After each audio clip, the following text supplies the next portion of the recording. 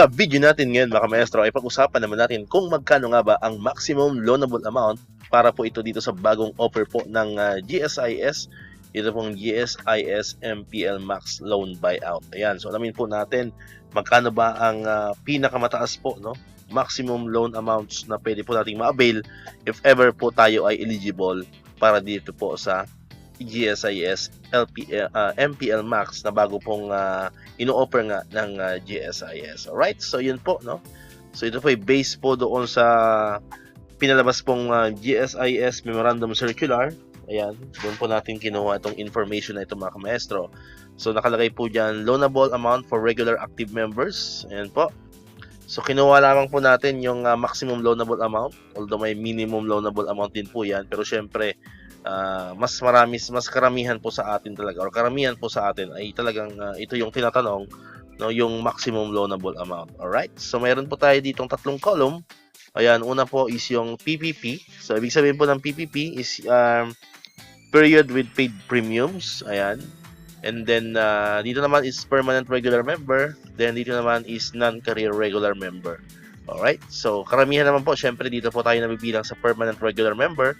Ayan, so kapag ikaw po ay bago pa lamang sa serbisyo, at least 1 month but less than 20 months, ayan, so ibig sabihin, ito po yung mga kung sa teachers po, no, sa mga teachers, sa mga kamaestro natin, so ito yung mga teacher 1, kalimitan, ayan, so kung ikaw ay 1 month, at least 1 month but less than 20 months, so 1 times BMS po ang pwede mong, ang maximum loanable amount po, no, na pwede nyong i-avail dito sa GSIS MPL Max. Alright, so ano naman yung BMS? So, ang ibig sabihin po ng BMS is yung basic monthly salary mo. Ito po yung makikita nyo sa payslip, yung pong, ang inyo pong basic salary. Alright, so pagpalagay na po natin, ang isang teacher 1 ngayon po, no? Di lang po kasi ako sure kung magkano ba yung basic salary ng teacher 1 ngayon sa second tranche, pero palagay ko maglalaro yan ng 29,000, ano, mga ganon. 29 or 30K. So, mga ganon. So, ibig sabihin, yun lamang po ang maximum loanable amount na pwede nyo pong i-avail dito sa GSIS MPL Max. Ano? So, 1 times your basic monthly salary. So, almost 30K. Ano po? Now, kung ikaw naman po ay at least 20 months but less than 3 years. Ayan. So, 20 months but less than 3 years. Ayan. 3 times your basic monthly salary naman po ang pwede mong i-loan. Alright? So, magkano naman yan? So, pagpalagay mo ng 30,000, so meron kang 90,000 na maximum loanable amount. Alright? Now, kung ikaw naman po ay at least 3 years but less than 5 years, ayan. So, ang yun naman pong maximum loanable amount is 4 times of your basic monthly salary. So, kung pumapatak ng 30K, so nasa 120K naman po ang iyong maximum loanable amount. Alright? Next naman po, kung ikaw naman ay at least 5 years but less than 10 years, ayan, so ang inyo naman pong basic monthly salary or ang yung maximum loanable amount naman po is 7 times of your basic monthly salary. So kung kunyari ang sahod mo nga is 30,000, i-multiply mo po yan sa 7. So ang maximum loanable amount mo po dyan is 210K. Ano po mga kamaestro? Now, kung ikaw naman po ay at least 10 years but less than 15 years, so si El Maestro po dito kasama. Ayan, dito po tayo nabibilang sa at least 10 years but less than 15 years. So, ang maximum loanable amount naman po natin is 15 times of your basic monthly salary. So, kung papalagay po ulit natin, ang inyong monthly salary ay 30,000. So, i-multiply mo yan ng 15. So, papapatak po, ang inyong maximum loanable amount is 450,000. Alright?